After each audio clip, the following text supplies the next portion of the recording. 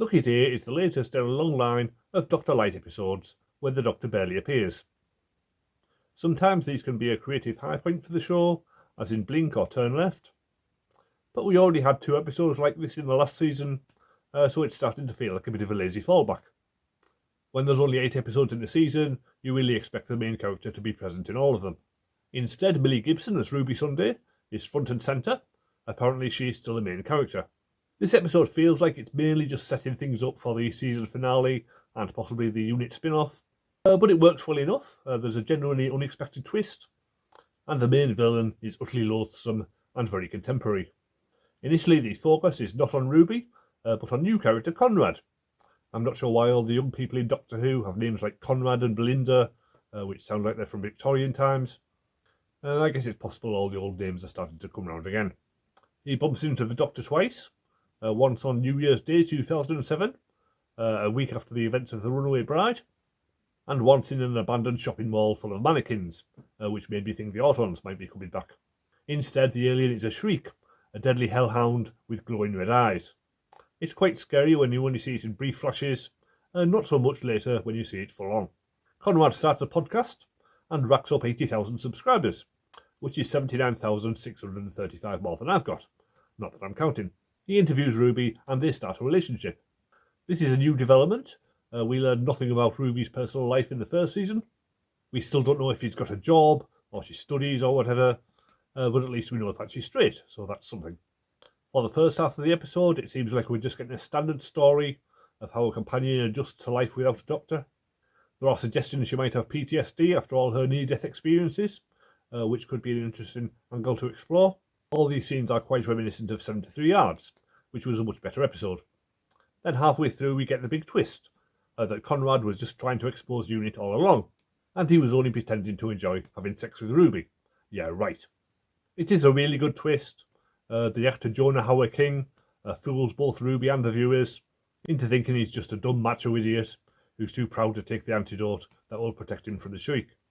But he turns out to be a right-wing anti-government fake news merchant, like so many others who've cropped up in America and Britain and probably the entire world over the last few years.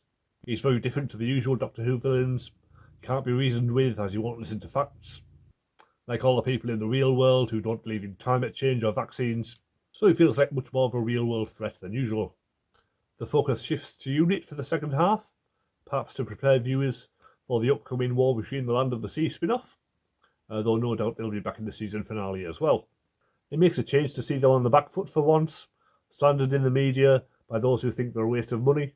You do have to wonder why they can't just go public about their alien captives or recovered technology, but I guess the real-life think tank people never listen to scientific evidence, so it probably wouldn't have made much difference. The ending has Conrad breaking into Unity HQ and threatening everyone with a gun, while live streaming to the entire world, which is even more stupid than anything the real-life fake news merchants have done. Slightly predictably, Unit unleashes their pet Shriek on him and takes him down. The viewer is probably meant to think that Kate Stewart's going too far, but when he starts insulting the Brigadier, most viewers are probably itching for him to be torn limb from limb. And it would have been an interesting setup for the spin-off series if Unit had just let him die and started off as public enemy number 1 before the Sea Devils invade and they become Earth's only hope. But I don't really know anything they've got planned for the spin-off, so that may end up happening anyway. Once Conrad is locked up, the Doctor mysteriously transports him to his TARDIS.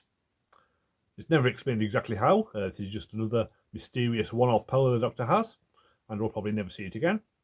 Ncuti Gatwa gives one of his best Doctor speeches here, utterly cold and contemptuous of everything Conrad stands for.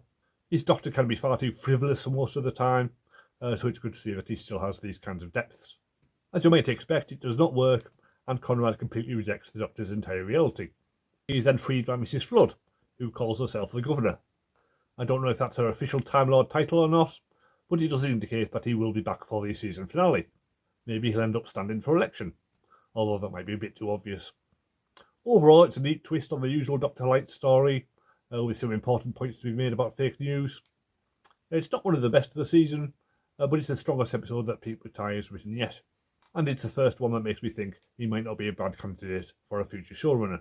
Next week, it's back to the Doctor and Belinda as they visit Africa for possibly the first time in Doctor Who history. I think there might have been the odd episode set in Egypt, but beyond that I'm drawing a blank. Anyway, press subscribe if you want to see what a middle-aged white man has to say about that, and I'll see you next time.